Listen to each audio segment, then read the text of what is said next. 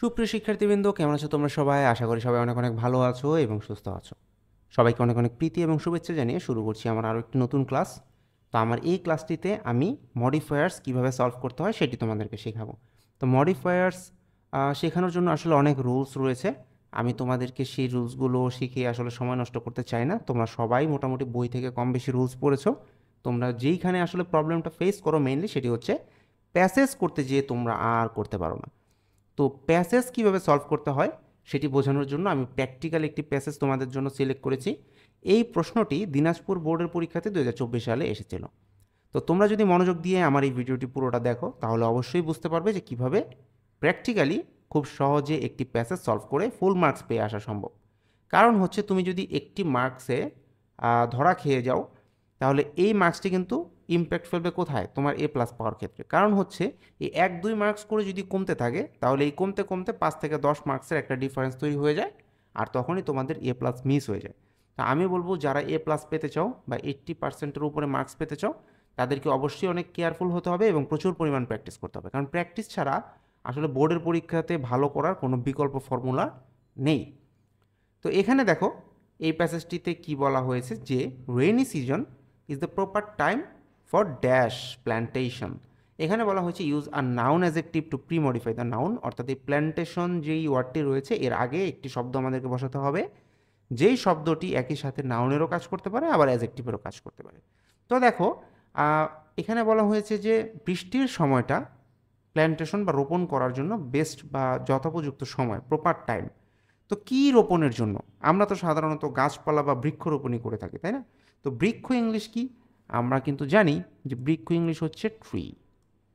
তাহলে দেখো এই রেইনি সিজন বা বৃষ্টির সিজনটা যথোপযুক্ত সময় কিসের জন্য? গাছপালা রোপণের জন্য। এখন তুমি চিন্তা করে দেখো বৃক্ষরোপণ, বৃক্ষ এটি কিন্তু একটি নাউন। আবার তুমি চিন্তা করে দেখো যখন এটি বলবো ট্রি প্ল্যান্টেশন, কি প্ল্যান্টেশন? ট্রি প্ল্যান্টেশন, তখন কিন্তু এটি একবার একটি অ্যাজেক্টিভের মতো কাজ করছে, তাই না? তো দেখো এটি নাউন অ্যাজেক্টিভ হিসেবে তাহলে আমরা এখানে ব্যবহার করতে পারছি। অ্যাজেক্টিভ মানে হচ্ছে কোনো কিছু দোষগুণ বা বৈশিষ্ট্য। তো এখানে ট্রি প্ল্যান্টেশন কিসের প্ল্যান্টেশন? Tree plantation. আশা করি তোমরা বুঝতে পেরেছ। ইট ইজ দ্য টাইম, অর্থাৎ এটি হচ্ছে সময়, when dash environment is the most suitable one. তাহলে দেখো এখানে বলেছে ইউজ আর্টিকেল, অর্থাৎ আমাদেরকে একটি আর্টিকেল ব্যবহার করতে হবে, আর আমরা সবাই জানি যে আর্টিকেল মানে হচ্ছে এ এন অথবা দা। তো when dash environment is the most suitable one, অর্থাৎ যখন কি হয় পরিবেশ সবচেয়ে ভালো থাকে, এটি হচ্ছে সেই সময়। তো পরিবেশ ভালো থাকে এখানে আমরা এ এনভায়রনমেন্টও ব্যবহার করতে পারবো না, অ্যান এনভায়রনমেন্টও ব্যবহার করতে পারবো না। কারণ পরিবেশ তো আর একটা পরিবেশ ভালো থাকে এরকম না। আমরা সাধারণত বোঝানোর সময় পরিবেশ ভালো এই ধরনের কথাই বলে থাকি, একটা বা দুইটা এরকম বলি না। তো নির্দিষ্ট করে যদি আমরা বোঝাতে চাই তখন আমরা এখানে সিম্পলি দা ইউজ করলেই কিন্তু আমাদের কাজ হয়ে যাচ্ছে। তাহলে যখন পরিবেশ কি থাকে? মোস্ট সুইটেবল ওয়ান বা সবচেয়ে ভালো থাকে ফর দ্য ড্যাশ। এখানে বলা হয়েছে use an adjective two pre modify the noun, অর্থাৎ এখানে গ্রোথ অফ ট্রিসের কথা বলা হয়েছে। এই গ্রোথের কথা এর আগে এমন একটি ওয়ার্ড আমাদেরকে ব্যবহার করতে হবে যেটি এখানে অ্যাজেক্টিভের কাজ করবে, তাহলেই আমাদের কাজ হয়ে যাবে। তো দেখো আমরা এখানে চাইলে কি করতে পারি, বলা হয়েছে for the dash growth of trees. আমরা জানি যে বৃষ্টির সময় সাধারণত আমরা কি করি? গাছপালা লাগাই। তার কারণ হচ্ছে বৃষ্টির পানি পড়বে এবং গাছপালা খুব দ্রুত তাহলে ওই সময় বড় হতে পারবে, তাই না? কারণ আদার টাইমে কিন্তু আসলে গাছপালা গ্রোথ এরকম হয় না, কারণ রোদও থাকে না, বৃষ্টিও থাকে না। তো দেখো আমরা চাইলে দ্রুত গতি এর ইংরেজি হিসাবে কি ব্যবহার করতে পারি? আমরা কিন্তু এখানে চাইলে কুইক ওয়ার্ডটা ব্যবহার করতে পারি। যে কেমন growth? Quick growth of trees. আশা করি বুঝতে পেরেছো। উই শুড প্ল্যান্ট ট্রিস, আমাদের উচিত। শুড মানে হচ্ছে উচিত। কি উচিত? গাছপালা রোপণ করা উচিত।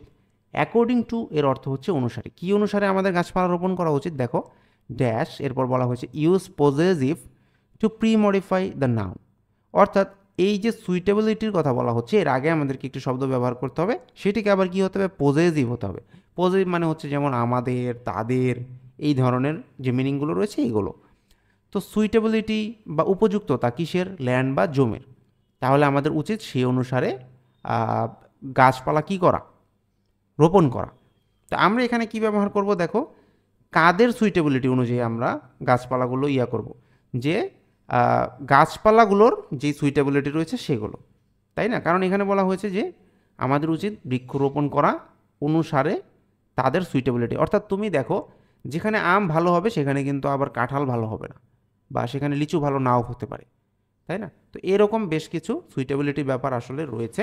তা আমরা এখানে কি করতে পারি তাইলে দেখো, আমরা এখানে চাইলে অ্যাকর্ডিং টু দেয়ার বা তাদের তাদের যে সুইটেবিলিটি রয়েছে সেটার উপরে আমরা কি করব, বৃক্ষরোপণ করার চেষ্টা করব। দেয়ার আর ড্যাশ, এরপর বলা হয়েছে use quantifier two pre modify the noun. তাহলে এখানে আমাদেরকে বলেছে কোয়ান্টিফায়ার বা কোয়ান্টিটি বোঝায় এমন একটি শব্দ আমাদেরকে এখানে বোঝাতে হবে যে পরিমাণটা আসলে কি, সেটি হচ্ছে কোয়ান্টিফায়ার। তো এখানে ফ্যালো ল্যান্ডসের কথা বলা হয়েছে। ফ্যালো ল্যান্ড মানে হচ্ছে পতিত জমি, অ্যারাউন্ড আস মানে হচ্ছে আমাদের আশেপাশে। তাহলে কি রয়েছে আমাদের আশেপাশে, আমরা ব্যবহার করতে পারি কি পরিমাণ জমি রয়েছে, অনেক জমি কিন্তু রয়েছে যেগুলো পতিত। তাহলে তুমি দেখো অনেক ইংলিশ কি, অনেক ইংলিশ কিন্তু তুমি এখানে কি ব্যবহার করতে পারো, দেখো there are many fallow lands around us, এই ওয়ার্ডটি কিন্তু তুমি ম্যানি ব্যবহার করলেই কোয়ান্টিটিটা কত, অনেক, পরিমাণ কত, অনেক, তাহলে এখানে কোয়ান্টিফায়ারের কাজ হয়ে গিয়েছে। এগুলো আসলে তেমন কঠিন কোনো বিষয় নয়, জাস্ট তোমাকে একটু বুঝতে হবে এবং আমার ভিডিওগুলো নিয়মিত দেখতে হবে। এখানে দেখো বলছে যে we can plant saplings. Saplings মানে আমরা জানি যে গাছের চারা কিংবা চারা গাছ। তাহলে আমরা রোপণ করতে পারি চারা গাছ অন ড্যাশ ল্যান্ডস। তাহলে আমরা কি করতে পারি, এখানে একটি ডেমনস্ট্রেটিভ আমাদেরকে বসাতে হয়েছে বা বসাতে বলা হয়েছে। তো এখানে বলেছে ল্যান্ডস বা জমির কথা। তাহলে আমরা কি বলতে পারি যে আমরা এই যে পতিত জমি যেগুলো রয়েছে সেই জমিগুলোতে আমরা চারা গাছ রোপণ করতে পারি। তো ওই জমিগুলোতে বা এই জমিগুলোতে, এইটা বোঝানোর জন্য আমরা ইংরেজিতে কী ব্যবহার করব, দেখো আমরা ইংরেজিতে ব্যবহার করব দিস। এইটি আমরা ডেমনস্ট্রেটিভ হিসাবে এখানে ব্যবহার করছি বা নির্দেশক। কোন জমিগুলো, এই জমিগুলো বা ওই জমিগুলো। ওই জমিগুলো বোঝাতে আসলে দোজ ব্যবহার করতে হতো, এখানে দিস যেহেতু আমরা ব্যবহার করছি এর মেইন মিনিংটা হচ্ছে এই। তাহলে এই জমিগুলোতে আমরা কি করতে পারি, ছোট ছোট চারা গাছগুলো রোপণ করতে পারি। পরের লাইনে দেখো বলেছে যে সি বিচেস, সমুদ্র সৈকতগুলো, লো লাইং এরিয়াস, নিম্নভূমিগুলো, রোড সাইড, রাস্তাঘাটের আশেপাশে etcetera can be brought under the scheme of tree plantation, অর্থাৎ এই যে জায়গাগুলো রয়েছে এগুলোকে বৃক্ষরোপণের আওতায় নিয়ে আসা যেতে পারে। We can easily engage landless people, আমরা সম্পৃক্ত করতে পারি। দেখো সম্পৃক্ত করা অর্থে এখানে এঙ্গেজকে বোঝানো হয়েছে, তাহলে আমরা কি করতে পারবো, সম্পৃক্ত করতে পারবো ল্যান্ডলেস বা ভূমিহীন যে লোকগুলো রয়েছে তাদেরকে। এখানে জি নাম্বার একটি ব্ল্যাঙ্কস দেওয়া রয়েছে। Use an infinitive phrase to post modify the verb, অর্থাৎ ভার্বের পরে বসে মডিফাই করতে হবে এবং ইনফিনিটিভ ফ্রেজ ব্যবহার করতে হবে। যেহেতু ফ্রেজ রয়েছে দুই বা ততোধিক শব্দ, তো অবশ্যই আমাদেরকে ব্যবহার করতে হবে।